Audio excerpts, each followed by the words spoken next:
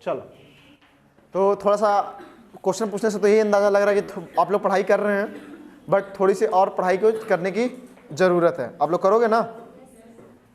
ठीक है, तो आज कल का होमवर्क अभी बता दे रहा हूँ।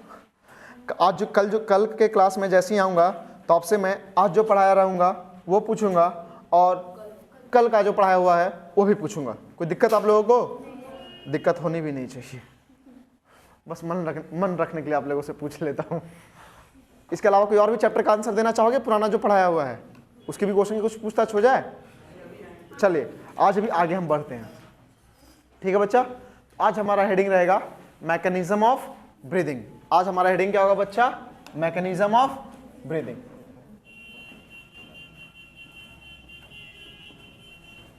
Mechanism of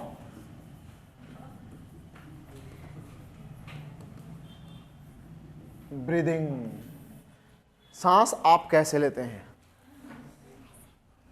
mechanism of breathing. तो बच्चा, मैकेनिज्म ऑफ ब्रीदिंग पहले समझ लो कि ब्रीदिंग को हमने दो पार्ट में डिवाइड किया है।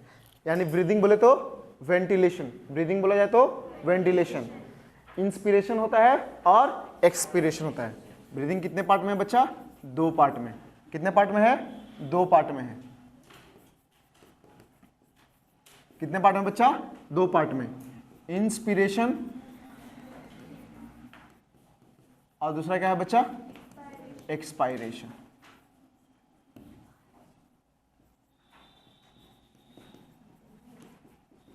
इंस्पायरेशन कैसा प्रोसेस है बच्चा? एक्टिव प्रोसेस होता है कि पैसिव प्रोसेस होता है? एक क्वेश्चन बनता है। इंस्पिरेशन कैसा होता है? एक्टिव प्रोसेस होता है। कैसा प्रोसेस होता है? एक्टिव प्रोसेस होता है। और एक्सपायरेशन कैसा होता है बच्चा? कैसा प्रोसेस होता है? पैसिव प्रोसेस होता है। यानी इंस्पिरेशन में बच्चा एनर्जी लगती है, इंस्पिरेशन में एटीपी खर्च होता है। इंस्पिरेशन में क्या होगा? एटीपी खर्च होगा। क्या एक्सपिरेशन में भी एटीपी खर्च होगा? नहीं।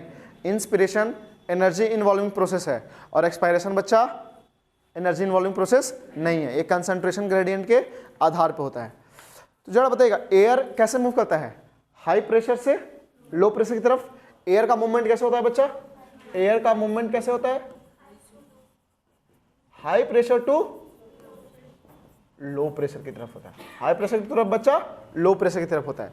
तो इंस्पिरेशन का डिफिनेशन लिखवाने की जरूरत नहीं है ना आप लोगों को। Inhale of O2 rich air is called inspiration and exhalation of CO2 rich air is called expiration। ये बच्चों वाली बात तो नहीं करनी है, काम की बात तो यही थी। नेक्स्ट आ जाओ बच्चा, यानी आपको सांस अंदर की तरफ लेना है, लंग्स में आपको सांस भरना है। तो आपको क्या करना पड़ेगा? आपको यह चीज़ पता है, मैकेनिज्म मेन तो पता है आपको कि एयर का मूवमेंट किधर से किधर होता है? हाई प्रेशर से लो प्रेशर की तरफ होता है। और सांस को आपको अंदर भरना है, यानी लंग्स के अंदर आपको लो प्रेशर क्रिएट करना होगा। क्या बाहर में हाई प्रेशर होना चाहिए? क्योंकि बाहर का तो प्रेशर आप चेंज नहीं कर सकते हो। तो प्रेशर आपको कहाँ मैनिपुलेट करने की मौका मिलेगा? लंग्स के अंदर का प्रेशर, पल्मोनरी प्रेशर चेंज करने का मौका मिलेगा।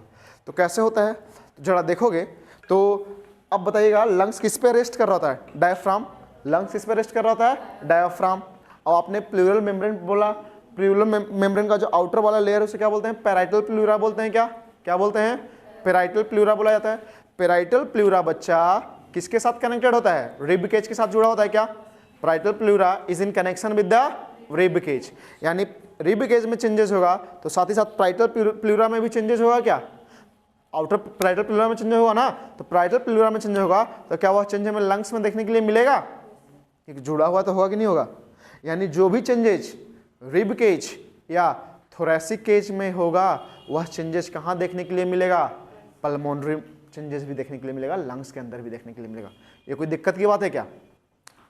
अब बात आती है बच्चा, थोड़ा सा मसल्स के बारे में जानो। कॉस्टल मतलब समझते हो? रिब को कॉस्टल बोलते हैं। यानी हमारे पास जो रिब केज है बच्चा, तो एक रिब ये हो गया, समझो ये रिब है, एक रिब ये हो गया, एक रिब हो गया। होते हैं ना true ribs, false ribs, floating ribs. तो जरा ट्रू रिब्स की बात करो जरा, तो ट्रू रिब्स में बच्चा अब इसे भी कॉस्टल बोल रहे हो, इसे भी कॉस्टल बोल रहे हो, तो इन दोनों के बीच के स्पेस को क्या बोलोगे? Intercostal space.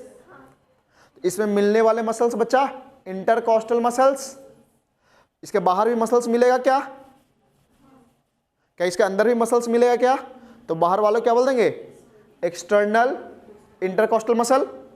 बोलो, अंदर वाले को इस बात को लिख लेते हैं, थोड़ी सी समय के लिए गई है, नहीं तो दिमाग से स्किप हो जाएगा। क्या होता है बच्चा? इंटर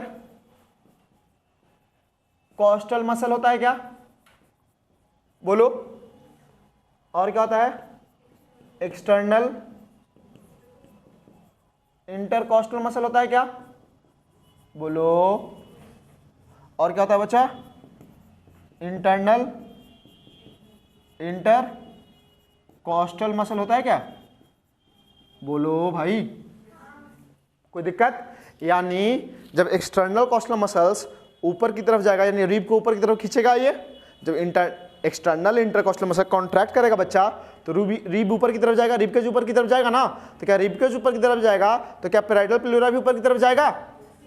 अरे बोलो, जब पैराइटल प्लेरा ऊपर की तरफ जाएगा तो हमारा लंग्स का भी साइज बढ़ेगा थोड़ा। यानी अपने लेमैन की भाषा में बोले, अब बोल नॉर्मल पहले समझते हैं, फिर इसको इंग्लिश में लिखेंगे, सुंदर सुंदर इंग्लिश में। लेमैन की भाषा में बोले तो ये आगे पीछे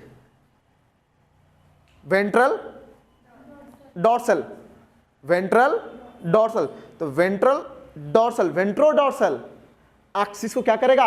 एक्सपैंड करेगा, इंक्रीज करेगा।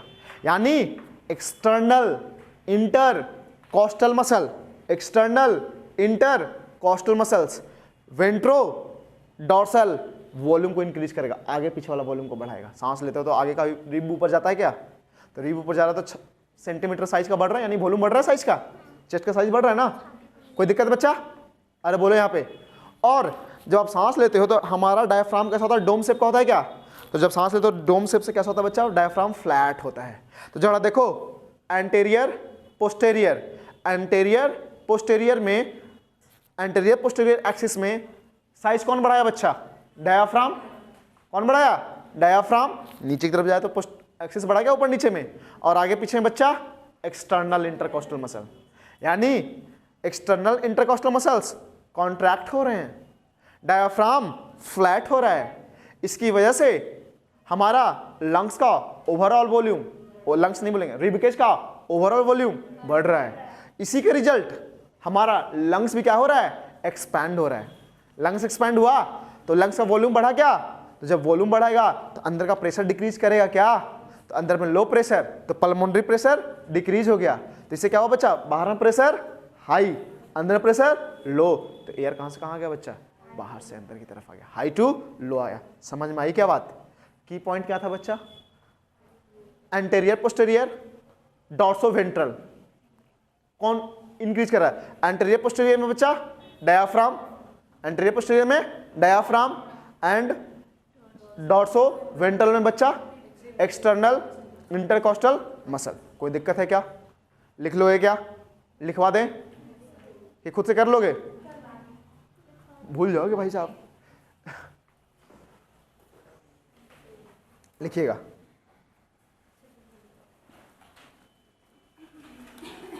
लिखिएगा जरा।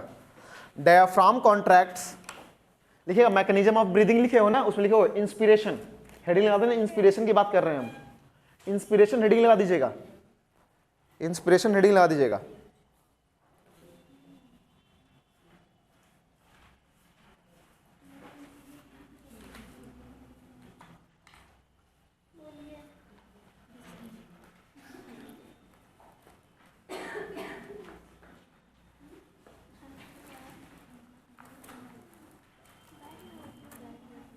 लिखोगे diaphragm contracts, diaphragm contracts and diaphragm contracts. जहां पे स्पेलिंग में दिक्कत होगा आराम से आप मुझे बताएंगे। Diaphragm contracts and external intercostal muscles contract, यानी दोनों में क्या हो रहा है बच्चा? डायफ्राम कॉन्ट्रैक्ट्स या फिर एंड या as well as external intercostal muscles contract. External लिखा हुआ है बच्चा, external intercostal muscles contract.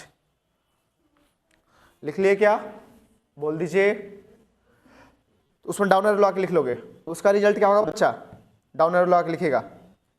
Diaphragm increases anterior posterior volume, diaphragm increases anterior posterior volume. Imagine कर पा रहे हो ना? Diaphragm increases anterior posterior volume and external intercostal muscles increases dorsoventral volume. And external costal muscle increases dorsoventral volume. बच्चा ये point पूछा जा सकता है, कौन सा मसल कौन सा वॉल्यूम बढ़ा रहा है? वॉल्यूम जगह एक्सिस दे दे, इस एक्सिस में बढ़ रहा है, समझ में आई ना? ये क्वेश्चन बन सकता है आपसे। एक्सटर्नल इंटरकॉस्टल मसल्स, फिर से बोल दूं, मैंने क्या बोला? Diaphragm increases anterior posterior volume and external intercostal muscle increases dorsoventral volume. तो पहला तो क्वेश्चन क्या बनेगा, यहां से लिख लिए इतना। पहला क्वेश्चन समझो, पहला क्वेश्चन बनेगा कि इंस्पिरेशन में कौन कौन से मसल इन्वॉल्व हैं? तो diaphragm and external intercostal muscle, ठीक है? एक बार नहीं, पड़ोसी में देखो ना, इतना स्लो क्यों लिख रही हो? ब्लैक बोर्ड पे लिख दे क्या? Dorsoventral axis, external intercostal muscles increases volume in dorsoventral axis. NCERT पढ़ के आई हो, सारा एनसीईआरटी का लिखा हुआ है। तो देखो पहला क्वेश्चन क्या बनेगा आपका कि इंस्पिरेशन में कौन कौन से मसल इन्वॉल्व हैं? तो अगर देखो मेन मसल डायफ्राम है बच्चा, अगर बोथ दोनों दिया रहेगा तो बोथ मारेंगे, अगर दोनों में से किसी एक को चूज करना होगा तो डायफ्राम। रेस्पिरेशन का मेन मसल से डायफ्राम है, चाहे वो इंस्पिरेशन हो चाहे वो एक्सपिरेशन हो। समझ में आई बात बच्चा ना? क्योंकि डायफ्राम हमारा इंस्पिरेशन में भी इन्वॉल्व है, एक्सपिरेशन में भी इन्वॉल्व है। आप खुद सोचते हो कि देखते हो भीड़ में इंसान गिर जाता है तो उसकी मृत्यु क्यों जाती है? डायफ्राम का ये जो पावर होती है ना कॉन्ट्रैक्ट रिलैक्स करने का, वो फेल कर जाता है, तो सांस लेने की वजह से इंसान मर जाता है, क्योंकि डायफ्राम पे इंसान चढ़ेगा, डायफ्राम टूट जाएगा। तो जब वो कॉन्ट्रैक्ट रिलैक्स, ये नॉर्मल पोजीशन नहीं हो पा रहा है, तो मेन मसल से रेस्पिरेशन का चला गया, कहानी वहीं पर निपट जाना है। आप कितना भी जैसे ट्रेनिंग जो दी जाती है ना, हमारा डायफ्राम उतना ही काम कर रहा है जितना एक एथलीट का काम करता है, जितना क्रिकेटर का काम करता है, जो दौड़ने वाले काम करते हैं। लेकिन हमारे उनमें अंतर क्या होता है? उनका एसेसरी मसल है ये सब, ये मेन मसल्स थोड़ी है, ये तो एसेसरी मसल है। इनको ट्रेनिंग दी जाती है, ये जितना ज़्यादा होंगे मजबूत उतनी ही ज़्यादा तुम इंस्पिरेशन कर पाओगे, उतने ही अच्छे से एक्सपिरेशन कर पाओगे। समझ में आई बात ना? तो जो ब्रीदिंग टेक्निक नहीं सिखाए जाते हैं, सांस लेने वाले सांस छोड़ने वाले, एक्चुअली कर क्या रहे होते हैं? इन्हीं की मसल्स की तो ट्रेनिंग दे रहे होते हैं। डायफ्राम हमारा भी उतना ही होता है जितना मिल्खा सिंह का होगा, कॉन्ट्रैक्ट रिलैक्स, लेकिन उसका मिल्खा सिंह का एसेसरी मसल ज़्यादा स्ट्रॉन्ग होगा। समझ में आई बात बच्चा? तो main muscles of respiration, copy के ऊपर सबसे टॉप लिखोगे, main muscles of respiration is diaphragm, main muscles of respiration is of diaphragm. देखो मैं यहाँ पे कोई इंस्पिरेशन एक्सपिरेशन नहीं बोल रहा हूँ, कंबाइन करके बोल रहा हूँ। Main muscles of respiration is diaphragm.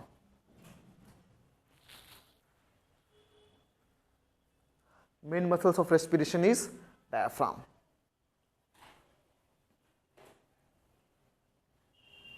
Main muscles of respiration is diaphragm. Clear है क्या? कोई दिक्कत? हाँ, तो हम आ रहे थे बच्चा अपना इंस्पिरेशन का मैकेनिज्म पढ़ रहे थे। तो इससे क्या हुआ बच्चा? ओवरऑल वॉल्यूम इंक्रीज हो गया क्या? इससे क्या हुआ? उसी में जहाँ पे लिखे हो ना डॉर्सोवेंट्रल लिख लेना, उसमें डाउन एरो लगा के लिखना, this increases overall thoracic volume, this increases overall thoracic volume,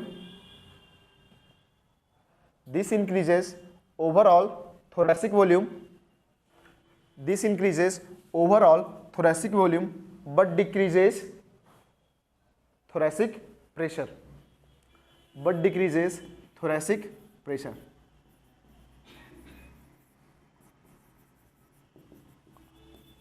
diaphragm contract किया बच्चा, इसके साथ ही साथ क्या हुआ हमारा? एक्सटर्नल इंटर कॉस्टल मसल भी क्या किया? कॉन्ट्रैक्ट किया। बोलो, ये हमारा किसने किया बच्चा? एंटेरियर पोस्टेरियर वॉल्यूम को क्या किया? इंक्रीज करवाया। अरे बोलो, कोई दिक्कत? ये हमारा क्या करवाया बच्चा? डॉर्सो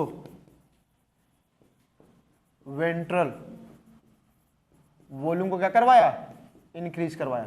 तो इससे क्या हुआ बच्चा? इन दोनों का एज ए रिजल्ट क्या होगा? इन दोनों का as a result thoracic volume तो क्या हुआ बच्चा? इंक्रीज कर गया, बट थोरेसिक प्रेशर क्या हो गया? डिक्रीज कर गया। क्या कर गया बच्चा? डिक्रीज कर गया। क्लियर है ना? अब जब जो थोरेसिक में चेंजेस होते हैं वही चेंजेस हमारे पल्मोनरी में होते हैं क्या? मैंने बोला ना पैराइटल प्लूरा क्या है, ज्वाइंट है। तो इसी के रिजल्ट एज ए रिजल्ट क्या होगा बच्चा,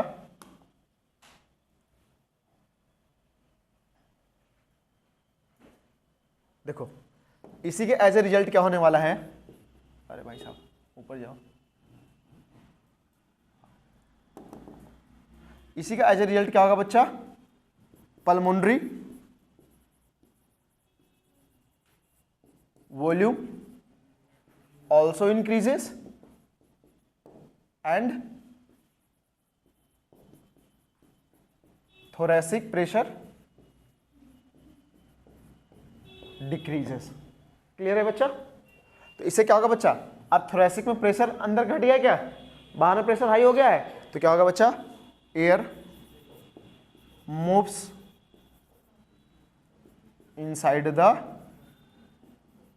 lungs, air moves inside the lungs. Clear है ना बच्चा? यानी ओवरऑल मिलकर के इन्होंने क्या किया, प्रेशर को कम किया। इतना हमने आसानी से लिख दिया। यही बोलने में हमको सर आप भी रिपीट कर दीजिए, वो भी रिपीट कर दीजिए, कॉपी कर लो अब आराम से, कोई दिक्कत नहीं है। ठीक है बच्चा? कहीं कोई सुझाव है तो बताइए, कुछ ऐड करना है आप लोगों को तो। हो गया बच्चा? ये हमारा मैकेनिज्म ऑफ इंस्पिरेशन है। किसका मैकेनिज्म है? इंस्पिरेशन का मैकेनिज्म है।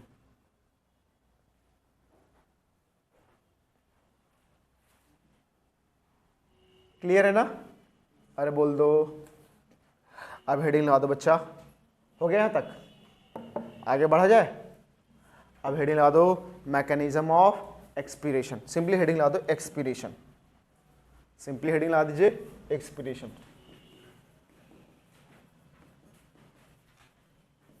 हेडिंग लगा दो एक्सपीरेशन। ठीक है ना? तो फिर से बच्चा डायफ्राम इन्वॉल्व होगा। फिर से क्या होगा? डायफ्राम इन्वॉल्व होगा। तो इंटरकॉस्टल मसल एंड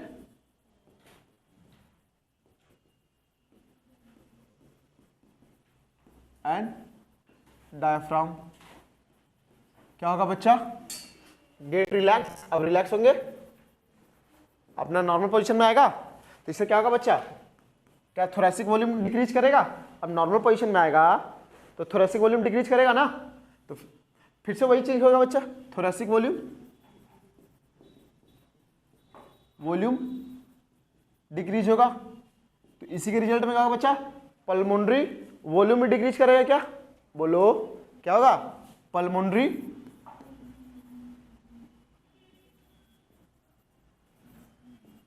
वॉल्यूम भी डिक्रीज करेगा। क्या? जब थोरेसिक वॉल्यूम डिक्रीज करेगा तो क्या हमारा थोरेसिक प्रेशर बढ़ेगा?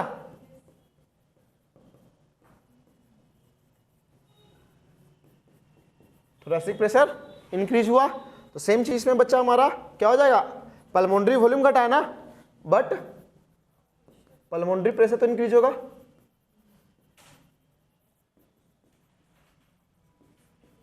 जब पल्मोनरी प्रेशर इंक्रीज कर जाएगा बच्चा तो एज ए रिजल्ट क्या होगा? Air rushes from lungs to the outside. यानी अंदर में प्रेशर हाई हो गया, बाहर में प्रेशर लो रहेगा, तो air rushes from lungs to the outside.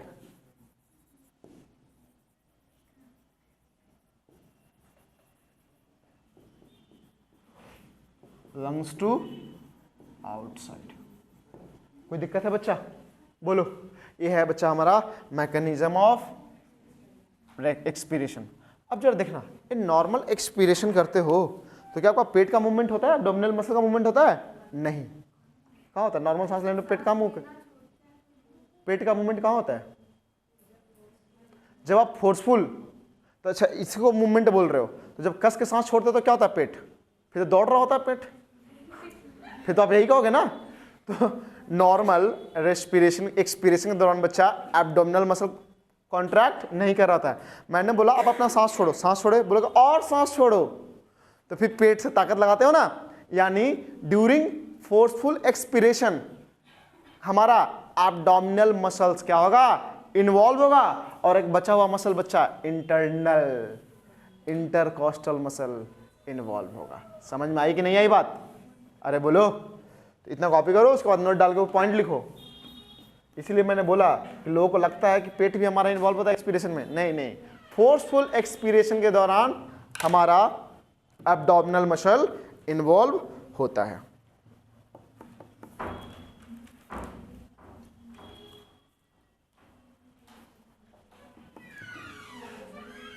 हो गया?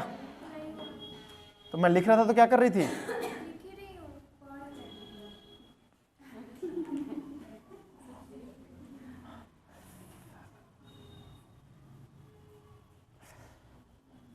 मैं ही लिख दूं तो फिर देखो, ड्यूरिंग, इस बात को मुझे ही लिखना होगा फिर, ड्यूरिंग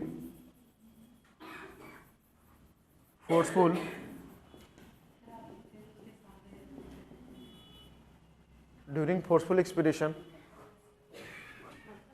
ठीक है, कॉपी करो भाई।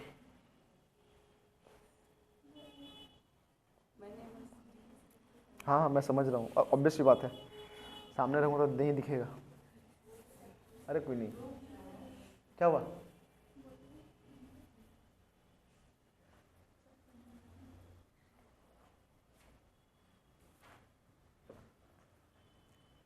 एनसीईआरटी की रीडिंग लगाओ तुम लोग इस चैप्टर का? पीछे को तुम लोग क्वेश्चन जा रहे हैं ना ऐप पे? ग्रुप में आ रहा है? प्रैक्टिस के लिए जा रहा है ना? आंसर की भी चला जाएगा, आंसर की भी मिलेगा, ऐसा नहीं कि सिर्फ क्वेश्चन दिया जाएगा, आंसर की भी मिलेगा।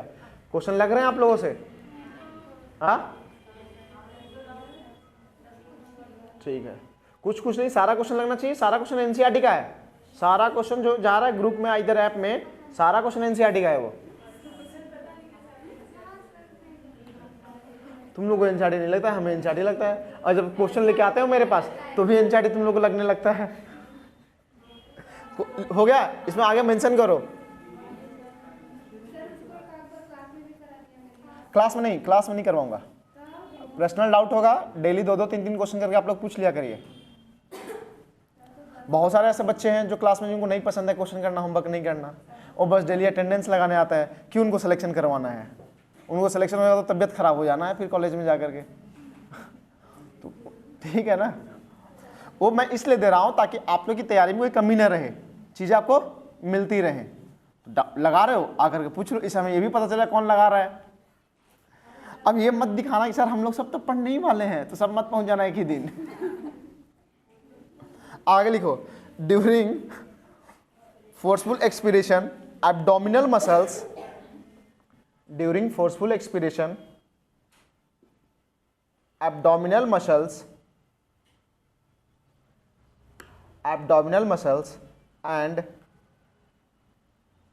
and internal intercostal muscle and internal intercostal muscle relax, sorry contract, relax थोड़ी करेगा, contract। ठीक है बच्चा, ये कब होती है इन्वॉल्वमेंट इनका? जब फोर्सफुल एक्सपीरेशन कर रहे होते हैं तो। ठीक है ना?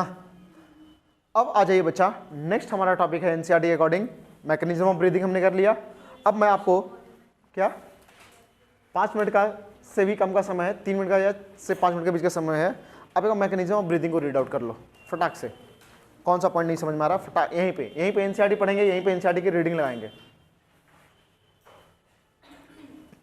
जो पॉइंट में नहीं दिक्कत आ रही है यहीं पे आस्क करिए, एनसीईआरटी यहीं पे ऑन स्पॉट क्लियर होते चलेगा।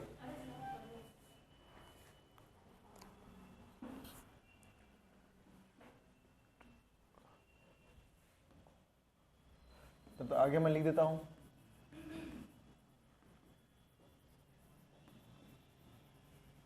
रेस्पिरेटरी वॉल्यूम्स वाला है,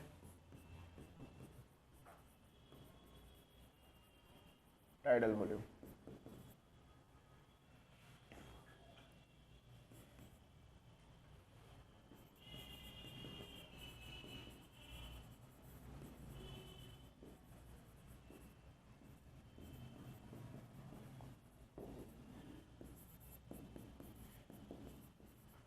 एक्सपीरिटरी रिजर्व वॉल्यूम एंड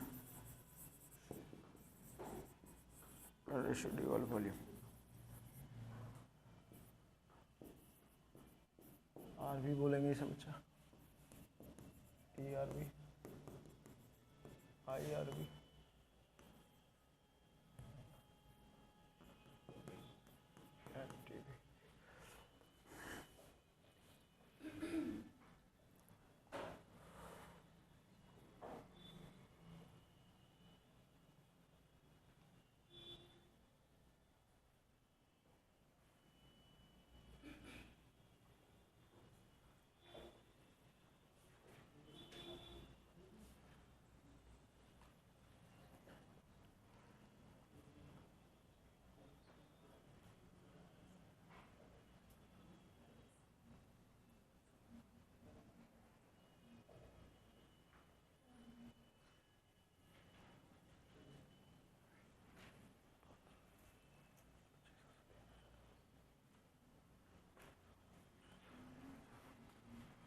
हो गया बच्चा?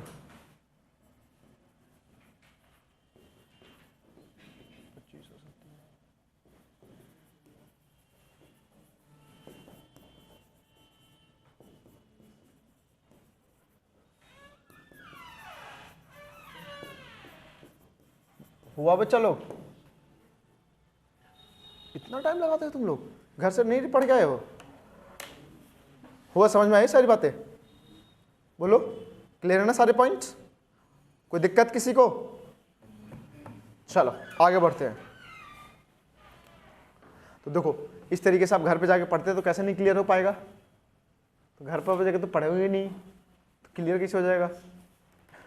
यानी इस जब यहाँ पे पढ़ाने के बाद समझ में आ जा रहा है, और जब यानी घर पे जाने के बाद बोल रहे थे कि सर क्या पढ़ाते समझ में नहीं आता, इसका मतलब क्लियर कट यही साइन है बच्चा कि आप घर पे जाके पढ़ते नहीं है एनसीईआरटी, तभी नहीं समझ में आती है।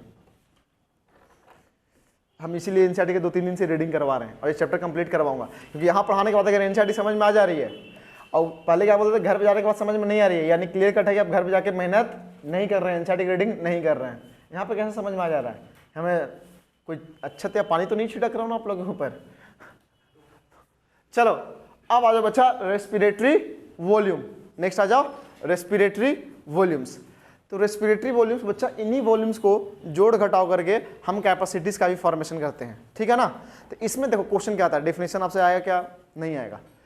क्वेश्चन आएगा इनका अमाउंट कितना होता है, इनका अमाउंट कितना होता है।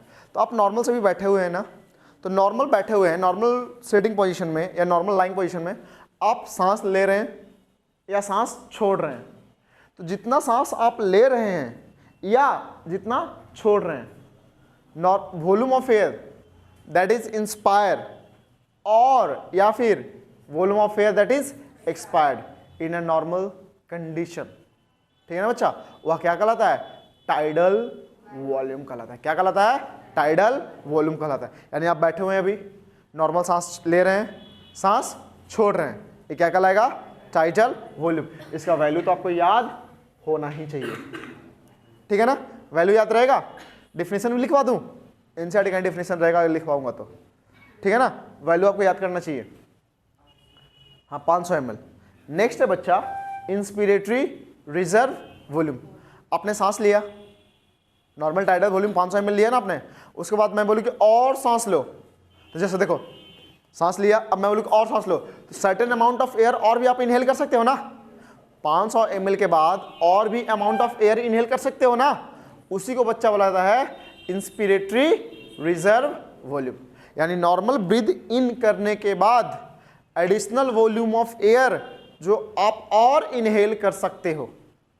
नॉर्मल ब्रीथ इन करने के बाद, जो नॉर्मल ब्रीथ इन करने के बाद एडिशनल वॉल्यूम ऑफ एयर जो आप इनहेल कर सकते हो, उसे क्या बोलते हैं बच्चा? Inspiratory reserve volume. अच्छा आईपी भी लिख दिया हूं, इंस्पिरेटरी रिजर्व वॉल्यूम। इसकी मात्रा कितनी होती है बच्चा? 2,500 ml से लेकर के 3,000 ml तक, 3,000 ml तक, 2,500 से लेकर के 3,000 ml तक। क्लियर है ना? वैल्यू ध्यान देना बच्चा, डेफिनेशन तो समझ जाओगे। यानी इंस्पिरेटरी नाम देखो, रटना भी नहीं, नाम देखो ना, उतना रिजर्व में रखे हुए और ले सकते हैं। रिजर्व होती है तो मतलब क्या होती है? पेट्रोल खत्म हो गई? नहीं है, थोड़ी बहुत सेम चीज। इतना इंस्पायर करने के लिए और रखे हुए हैं, एडिशनल वॉल्यूम हम रखे हुए कि इतना ले सकते हैं। क्लियर है? अब एक्सपिरेटरी रिजर्व वॉल्यूम बच्चा, आपने नॉर्मल टाइडल वॉल्यूम को एक्सेल किया ना, नॉर्मल सांस छोड़ा, उसके बाद मैं बोलूँगी थोड़ा और सांस छोड़ो, तो नहीं छोड़ सकते हो क्या? छोड़ सकते हो ना, तो उसी को बोल दिया था बच्चा एक्सपिरेटरी रिजर्व वॉल्यूम। यानी additional volume of air that can B excelled after normal expiration. Additional volume of air that can B expelled out after normal expiration. इसकी वैल्यू कितनी होती है बच्चा? 1000 से लेकर के 1100 ml तक हो सकती है। 1000 ml से लेकर के 1100 ml तक हो सकती है। कोई दिक्कत बच्चा? बोलो। नेक्स्ट आ जाइए बच्चा रेसिडुअल वॉल्यूम। यह वॉल्यूम बच्चा वह वॉल्यूम होता है, आप कितना भी दम लगा दो सांस छोड़ने का, जो मतलब वॉल्यूम ऑफ एयर कभी लंग्स के बाहर जा ही नहीं सकता है। समझ में आए ना? यानी वो लंग्स में हमेशा, यानी पहली बार जब आप सांस लिए हैं उसी समय रेसिडुअल वॉल्यूम बन गया। समझ में आई बात? यानी आपने जो सांस लिया वो हमेशा के लिए रेसिडुअल, मतलब वो एक्सचेंज में पार्टिसिपेट ही नहीं करेगा। कितना भी ताकत लगा दो, कितना भी एब्डोमिनल मसल का स्ट्रांग हो जाए, चाह करके भी वह रेसिडुअल वॉल्यूम ऑफ एयर को बाहर नहीं निकाल सकता है। क्लियर है ना? यानी वो एयर हमेशा लंग्स में रहेगा ही रहेगा। और इसी को क्या बोला बच्चा? रेसिडुअल मतलब बचा खुचा। इसकी वैल्यू कितनी होती है? 1100 से लेकर के 1200 ml। जब आप MTG सॉल्व करेंगे तो एक क्वेश्चन आता है, एक बच्चा है, इन्फेंट है, उसकी डेथ हो गई है, तो कैसे पता चलेगा बच्चा जो था जिंदा जन्म लिया था या फिर जन्म लेने के बाद उसकी मृत्यु हुई है? रेसिडुअल वॉल्यूम से, है कि नहीं? कि अगर सांस लिया होगा बच्चा एक बार भी तो जरूर उसके वॉल्यूम में वो होगा। क्वेश्चन ये नहीं है। अब डॉक्टर ने लंग्स को बाहर निकाला है, उसको पानी पर डाला है, अब क्या होगा? लंग्स क्या शो करेगा? नहीं, अगर एयर होगा तो फ्लोट कर जाएगा। अगर इसमें रेसिडुअल वॉल्यूम होगा लंग्स में तो फ्लोट कर जाएगा पानी में, अगर रेसिडुअल वॉल्यूम नहीं रहा होगा तो सिंक कर जाएगा। पता चल जाएगा उसको। ये एप्लीकेशन बेस्ड क्वेश्चन है, ठीक है ना? ये आपके सीनेट में ऐसा क्वेश्चन नहीं आ सकता है, और ये क्वेश्चन इतना पॉपुलर हो रखा है कि आ ही नहीं सकता है, ठीक है ना बच्चा? लेकिन आया, मैं बता दिया ना, आ गया तो अच्छी बात है, बोनस हो गया आप लोग के लिए। यहाँ भी बोनस, वहाँ भी बोनस, आदत लगी हुई है बोनस की। मतलब सही क्वेश्चन को भी उसको देखो तो बोनस करवाने के पीछे पड़ी हुई है। मतलब जो हाँ लिखा तो आंसर दिखाओ ना हमें, वो लाइन दिखा दो ना हमें, वो लाइन हमें एग्जैक्टली दिखा दो। तो वो किसी और के साथ दिया हुआ है पूरा, उसके आगे पूरा पैरा पढ़ लेना बच्चा। चलो देखो, तो मेरे सुनो ईमानदारी से, वैल्यू याद हो गया क्या? टाइडल वॉल्यूम किसे बोलेंगे? पहले नॉर्मल जो वॉल्यूम ऑफ एयर इनहेल और एक्सहेल हो रहा है 500 ml। Inspiratory reserve volume, additional volume of air जो कि इनहेल किया जा सकता है। एक्सपिरेटरी रिजर्व वॉल्यूम बच्चा जो नॉर्मल एक्सेलेशन के बाद और भी एयर एक्सेल किया जा सकता है, 1000 से 1100। रेसिडुअल मतलब बच्चा जो कभी एक्सेल आउट नहीं किया जा सकता है, 1100 से लेकर के 1200 ml तक। इतना तो काफी है ना बच्चा? कर लोगे ना इतना? अब आ जाओ बच्चा, रेस्पिरेटरी कैपेसिटीज की बात करते हैं। अब इन्हीं को तोड़ मोड़ करके पेश किया जाएगा। एक्सपायरेटरी कैपेसिटीज, एक्सपायरेटरी कैपेसिटीज की बात करते हैं बच्चा। तो चलो फर्स्ट आ जाओ वापस से। एक्सपायरेटरी कैपेसिटी बच्चा, पहला सबसे पहला टर्म कौन आएगा? Inspiratory capacity. इंस्पायरेटरी कैपेसिटी, देखो नाम ही समझो, इंस्पायरेटरी कैपेसिटी, यानी तुम्हें सॉरी सर, हाँ सर,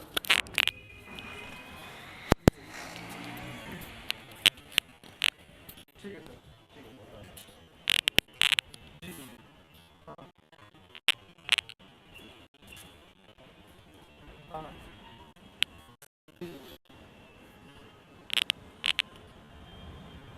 हाँ हाँ हाँ हाँ हाँ हाँ,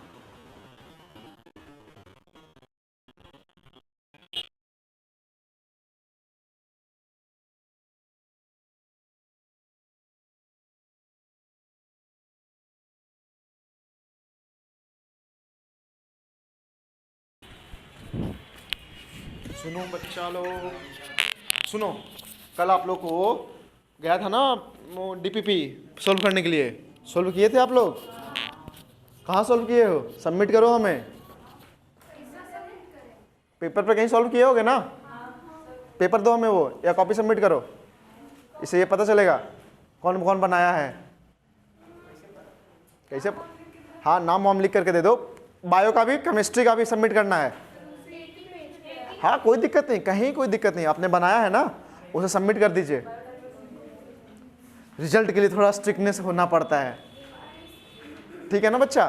तो समझ लो, जो जो डीपीपी जा रहा है वो डीपीपी आप लोग सबमिट करेंगे, ऊपर में अपना डिटेल्स दे देंगे, नाम, हाँ दोनों पे सबमिट कर दो, दोनों पे नाम लिखो, chemistry DPP, physics DPP, bio DPP, जो भी है सबमिट करो। और दूसरी बात आप लोग के लिए, शार्पली एट 4 PM आपका ऑनलाइन क्लास स्टार्ट होगा। 4 PM केमिस्ट्री का, that is mandatory to attend. ठीक है ना, क्लास को ज्वाइन करना अनिवार्य है। हाँ तो पेपर दो, हमें पेपर दे दो, पेपर। तो वो लिखो ना कि उसके नीचे मैं एरो लगा ली तो अपने मन से किए हैं बाय आवर ओन विल, और बाकी by according to the DPP। अभी खत्म नहीं हुआ है। अरे ये करने दो, हमें खत्म करने दो भाई साहब, तुम लोग क्या करने में लगे हुए हो? सब लोग अपनी जगह पे रख के रखो, इसके बाद मैं कलेक्ट कर लेता हूँ। इस टॉपिक खत्म करो। सुनो, अरे अभी तुम लोग कितना शांति से थे ना, बतिया लो, तुम बतिया ही लो, बाद में हमारा क्या जरूरी है, हम तो वही बोलते हैं जो NCERT में दिया हुआ है। पूरा पेज फाड़ देती ना, क्या दिक्कत था तुम लोग, मतलब चलो सुनो आगे देखो। इंस्पिरेटरी कैपेसिटी, हाँ दांत घर पे आपके पास है, घर पे भी आप दांत दिखा के हंस सकते हैं आराम से घर पे। अब यहाँ सुनो सुनो देखो, फिर जब अभी भी यहाँ से जा रही है। इंस्पिरेटरी कैपेसिटी, इंस्पिरेटरी कैपेसिटी का मतलब क्या है बच्चा? आपके पास कितना इंस्पायर करने की क्षमता है, उसी की बात की जा रही है ना। यानी आप मैक्सिमम कितना इंस्पायर कर सकते हो। यानी पहले आपको सुनो यार, फील करो इस चीज को, नहीं तो रटते रह जाओगे, याद नहीं होगा। कितना मैक्सिमम इंस्पायर आप कर सकते हैं, तो पहले आप क्या करोगे? सर पूरा जितना हमारा लंग्स का वॉल्यूम हम जितना बाहर निकाल सकते हैं सब निकाल देंगे। यानी आफ्टर फोर्सफुल एक्सपीरेशन हमने पूरा वॉल्यूम ऑफ एयर निकाल दिया, पूरा फोर्सफुल एक्सपीरेशन। अब उसके बाद जितना ज्यादा हम इंस्पायर कर सकते हैं, समझ में आई कि नहीं ये बात? यानी आफ्टर फोर्सफुल एक्सपायरेशन, यानी जितना ज्यादा आप अपने लंग्स का वॉल्यूम ऑफ एयर बाहर निकाल सकते हो, उसके बाद जितना ज्यादा एयर आप अंदर लेने की क्षमता रखे हुए हो, वो क्या कहलाएगा बच्चा? Inspiratory capacity. समझ में आई ना? तो डिफिनीशन जरा देखो इसको, डिफिनीशन क्या है? Total volume of air inspired, total volume of air inspired after a normal expiration. Clear है बच्चा? तो इसका आंसर लिख लेना बच्चा, क्या हो जाएगा? TB plus IRV। यानी आप देखो इंस्पायर क्या कर सकते हो आप? नॉर्मल टाइडल वॉल्यूम तो लोगे ही, और IRV तो लोगे ना। अरे बोल दो, TB प्लस IRV। अब इसको ऐड करके वैल्यू नहीं लिख सकते हो क्या आप लोग? कितना वैल्यू हो जाएगा?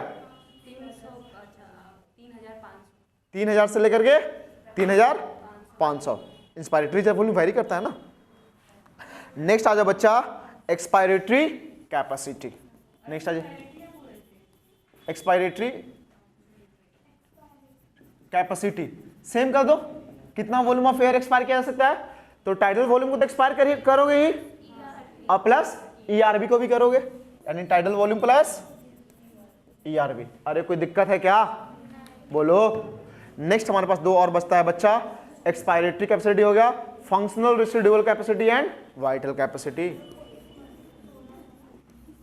फंक्शनल रेसिडुअल, बात नहीं करो कैपेसिटी, और बच्चा वाइटल कैपेसिटी एंड बच्चा लंग कैपेसिटी। Lung capacity. तो आ जाओ, फंक्शनल रेसिडुअल कैपेसिटी क्या होता है बच्चा? यानी फंक्शनल रेसिडुअल कैपेसिटी क्या होता है? यानी आपने नॉर्मल बच्चा एक्सपीरेशन किया, बोलो नॉर्मल क्या किया आपने? एक्सपीरेशन किया ना, बोलो नॉर्मल एक्सपीरेशन किया, और plus residual volume, plus residual volume, यानी tidal volume, sorry tidal volume किसका है? अच्छा इसका है, इसका बच्चा रेसिडुअल वॉल्यूम हो गया, देखो plus ERV, residual volume plus ERV। ये क्या बचेगा बच्चा? हमारा फंक्शनल रेसिडुअल कैपेसिटी। क्या है बच्चा? Functional residual capacity. यानी बच्चा बताओ, इतना volume of air normal inspiration के बाद रह सकता है, तभी तो आप एडिशनली एक्सपायर कर रहे हो ना। और रेसिडुअल वाला जो बचेगा वो तो आप बाहर निकाल ही नहीं सकते हो, तो क्या होगा बच्चा? Residual volume plus ERV। Vital capacity किसे बोलते हैं बच्चा? वाइटल कैपेसिटी क्या होता है? डिफिनीशन बताओ ना, तो फिर आप बता दोगे। वाइटल कैपेसिटी का डिफिनीशन बताओ। के बाद फोर्सफुल एक्सपायरेशन के बाद कितना फोर्सफुल हम इंस्पिरेशन कर सकते हैं, है ना। यानी डिफिनेशन है volume of air that can be breathe in, कितना वॉल्यूम ले सकते हो एयर का, कब बच्चा, फोर्स्ड एक्सपायरेशन के बाद। तो कितना वॉल्यूम ले सकते हो बच्चा, सबसे पहली बात आपने पूरा का पूरा हवा निकाल दिया है, पूरा का पूरा अपने रेसिडुअल वॉल्यूम को छोड़ करके पूरा हवा निकाल दिया है। अब आपको हवा लेने की बात है, तो पहले हवा किसको लोगे आप, टाइडल वॉल्यूम लोगे क्या, और बोलो जो एक्सपायरेटरी रिजर्व वॉल्यूम निकाले वो भी तो लोगे ना, ER भी तो लोगे ना, और प्लस बच्चा IR भी तो लोगे ना, inspiratory extra amount of air भी तो लोगे ना। बोलो बच्चा, इतना वॉल्यूम ऑफ एयर आप अंदर इंस्पायर कर सकते हो। और लास्ट बच्चा बचता लंग कैपेसिटी या टोटल लंग कैपेसिटी। ये बच्चा क्या होता है हमारा, बताओ, VC plus RV, vital capacity plus residual volume, vital capacity plus residual volume. VC को आप इससे एक्सचेंज करवा दो, यानी टोटल लंग की कैपेसिटी कितना है, अरे भाई साहब आपने इतना मैक्सिमम एयर इंस्पायर किया ना, उसके बाद भी रेसिडुअल वॉल्यूम बचा हुआ है ना, जिसको आप निकाल नहीं सकते हो, वो हमारा क्या हो गया बच्चा, total lung capacity, total lung capacity. आपसे एक बच्चा डेड स्पेस का वैल्यू पूछता है, डेड स्पेस कितना है, यानी आपने जो सांस लिया बच्चा, सांस लिया, ये सारा का सारा अमाउंट ऑफ एयर कहीं ना कहीं एक्सचेंज में पार्टिसिपेट कर रहा है कि नहीं कर रहा है, लेकिन जो एयर ट्रैकिया में है, ब्रोंकाई में, क्या वो एक्सचेंज में पार्टिसिपेट कर रहा है, तो वो एयर को डेड स्पेस एयर बोला जाता है। यानी जो एयर एक्सचेंज में पार्टिसिपेट नहीं करता है वह एयर क्या कहलाता है, डेड स्पेस एयर कहलाता है, डेड वॉल्यूम के नाम से जिसे जानते हैं। और इसकी वैल्यू बच्चा 150 ml होती है। याद रहेगा क्या, अरे बोल भी दो, याद रखोगे, बोल नहीं रहे हो। यह वह अमाउंट ऑफ एयर है बच्चा जो एक्सचेंज में पार्टिसिपेट नहीं करता है। ये कहाँ होता है, हमारे डेड स्पेस में, यानी ट्रैकिया में, ब्रोंकाई वगैरह में। क्लियर है ना बच्चा। चलो आज की क्लास को हम यहीं पे एंड करते हैं बच्चा, इसका आगे नेक्स्ट क्लास में करते हैं। यहाँ तक एक बार इंसाइड आप लोग रीडिंग लगा